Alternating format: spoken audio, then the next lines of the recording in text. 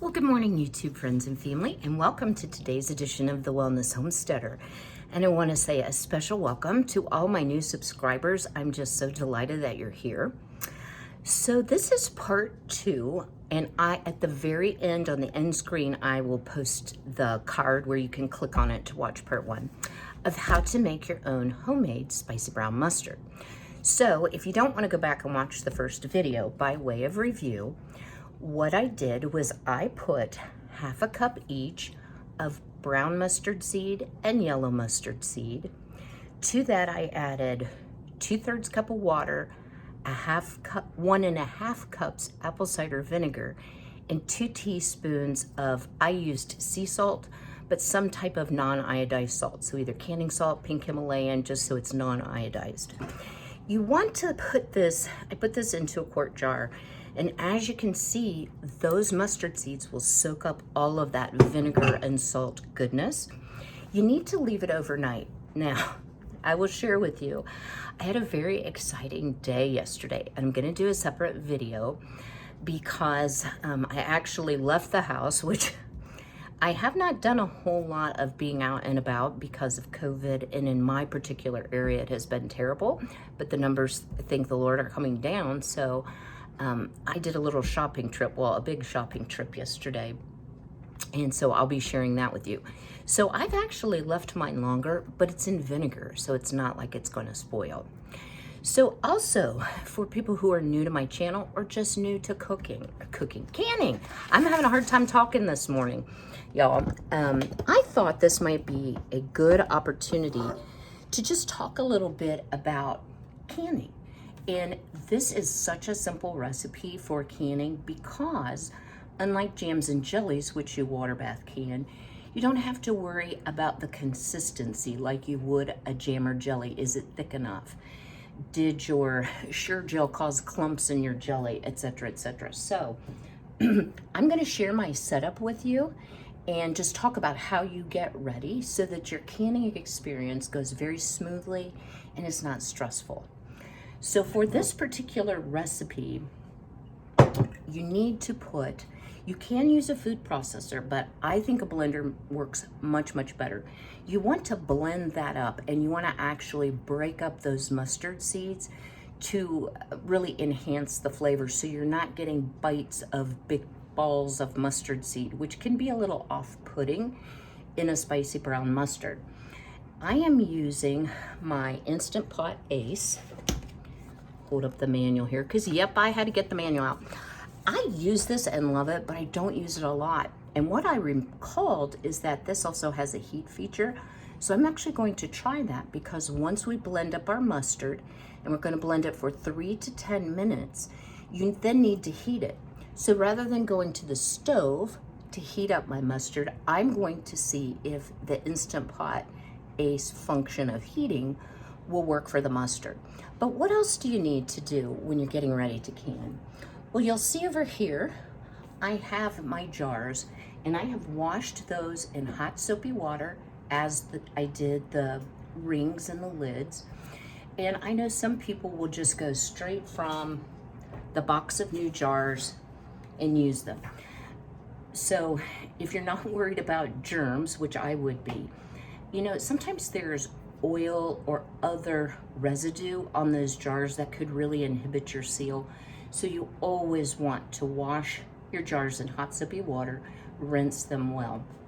So we're not going to sterilize them, but we are going to, what I like to say, sanitize them. So I'm going to put them in my ball electric canner. And I will leave a link to these products. I don't know if the Instant Pot Ace blender is still available, but I'll leave as many links as I possibly can for you. Amazon affiliate links. So yes, if you order, I receive a penny or two credit. So I appreciate it if you're so inclined to order. But I'll put my jars in there to get hot. Then I'll start preparing my mustard preparation. But you'll notice here I have a canning mat and I have various things laid out. So you do want to have all of this out so you're not running around in the middle of it. So I will leave a link to this as well. I love the stainless steel canning funnels. I also have the canning funnel that has the measurements. So if you're brand new to canning, this is very helpful. If you want to leave a 1/4 inch headspace, a 1/2 inch headspace, when you sit it on the jar, you can see how full with this little cutaway that your jar actually is. So funnel of your choice. I always have a hot pad so that I can put my hot lids and rings there.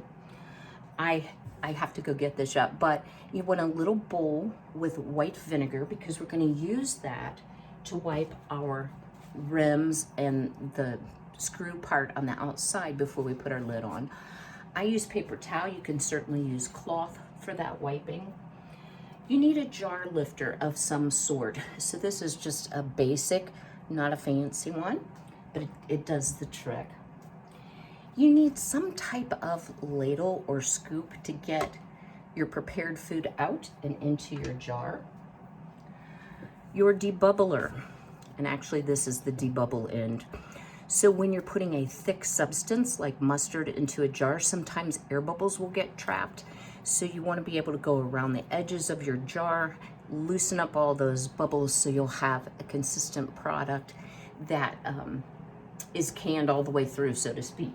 And then the final thing I like to have out is my jar lifter. Just has a magnetic, lid lifter has a magnetic end, so it helps getting those lids and rings out of the hot water.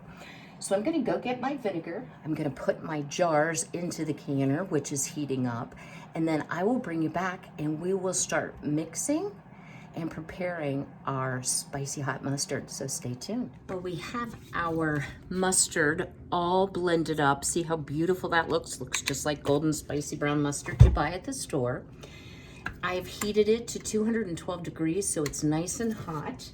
I'm gonna grab a couple of jars out of the canner, bring my lids and rings over, and I'll show you how to jar up your mustard. So I was also wondering, how are you all faring in this freezing cold? It's actually supposed to moderate here. This coming week, we are supposed to be up to 40 degrees, which is like a heat wave for Ohio. Oh my goodness. All right. This is kind of heavy, so I do love my enamel coated cast iron cookware, and I have some in blue, navy blue, some in red. It's so pretty and it's so functional and so durable, so I really enjoy it. So I have here my 1/4 pint jars, which are 4 ounces, and I'm going to start by putting my funnel on the hot jar. I am going to scoop out some of this delicious mustard. And wowie, wowie, this is spicy. And you want to leave about a 1/4 inch headspace. So if you're not familiar with 1/4 inch, you can use one of those funnels that have the measuring. Or on mini debubblers, there are the steps which you can put in your jar to say, okay, I'm at 1/4 inch headspace. The next step I want to do is debubble. So I'm just going to go around the edges, and sometimes after you do that, you will discover that you need to add just a little bit more mustard. And take your time. The quality of food you put in your jars is not going to improve when you can it. So doing a really good job, having even headspace, is an important part of having nice canned food on your pantry shelf. So I'm just cleaning off really well the rim. Then I'm going to take my magnetic lid lifter. I'm going to put on my lid, put on my ring, finger tight, take my jar lifter, because this is now very, very hot, and I'm going to set it in my canner.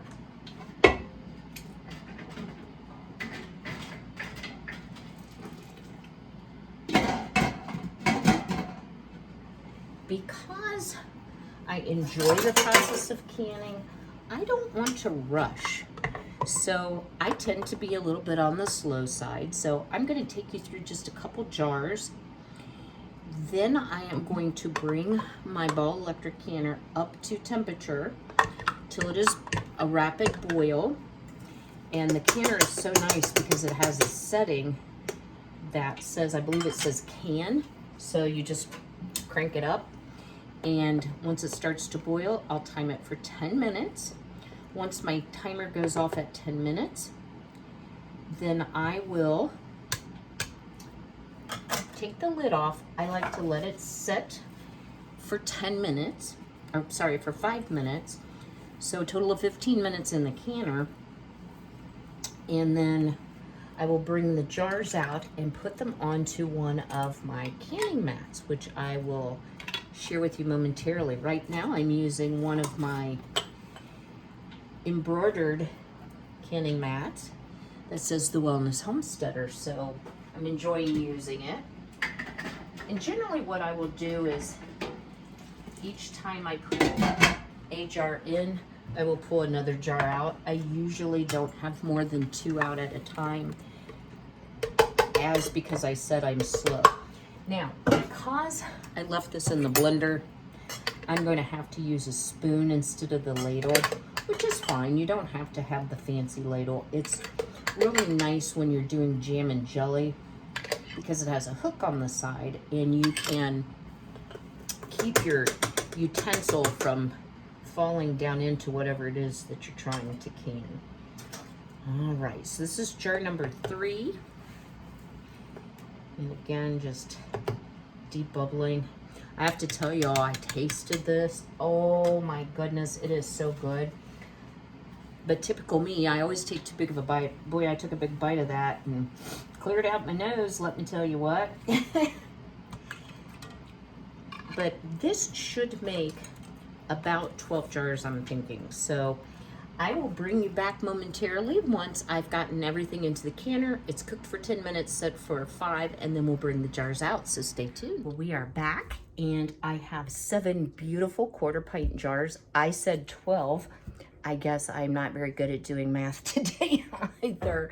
But what I have it on here, I want to share with you, is one of my canning mats that I do have for sale. And I am going to do a separate video and just talk about fabrics, talk about the mats and mitts, the features, how you care for them, why you would want them, and make sure that I link my email address in the description box because I'm getting, which is fine, y'all message me any way you want, but I'm getting messages through my Sweet Honey Soap page, through the Wellness Homesteader States page, some to email, some as comments on videos, so I want to try to gather those all up together. So far I haven't missed anyone, but I would feel terrible if that actually happened. So this is a really cute mat I made, polka dots on the back, and with it I made a matching, and this is cute too, double-ended hot mitt. So when I get ready to empty the water out of my canner, and it does have a spigot, but to handle it while it's hot, this is perfect. Or if you don't have an electric canner and you actually have to physically dump the water, these are great. They're also good for casseroles, you know, when you're trying to take something out of the oven. And because they have great dexterity, I think it's a lot easier to use. The mat that I was actually using for my prep is this one, where I actually embroidered my channel name, and on the back is Atomic Cats in honor of Frankie, as you know. But I have so many different fabrics, and I don't want to get like off topic here, but this one is actually an order that I made. But how cute is this? And I've ordered some more of this fabric, so fingers crossed. Sometimes fabrics are hard to come by, but this is the back of the double-ended mitt, and the front, what is out of stock, is the egg fabric, but we could use polka dots. So, oops, we're getting sealing mustard. So I hope you've enjoyed this. If you're new to canning, what do you do next? Well, what you want to do is leave these undisturbed on your counter for 24 hours. Then tomorrow, you can take a Sharpie and you can write what it is, when you canned it on the label. Then you want to take your rings off and wash up your jars, and then you can store them in your pantry. If you have any canning questions, or actually any canning requests, you know, we're coming into spring. I know it seems really far away, but it won't be long, folks, till will be like, oh, I'm so tired of canning, if you're a big canner. And my son has ordered that I can as many tomatoes as I possibly can. So yeah, I did, I think 60 pounds last year. I did a lot, and I did juice and sauces and ketchup, and I did a whole bunch of stuff, but I very much enjoy canning. But if you do have any questions, please drop them below. If you found my channel somehow and you're not subscribed, I would love to have you as my subscriber. Remember, click that subscribe button below and then ring the bell to be notified of all new videos. If you haven't already, go ahead and smash that like button. That lets me know you like the content of my videos and that you want more. And as always, be healthy, be well, be blessed, and I will see you all next week. Take care.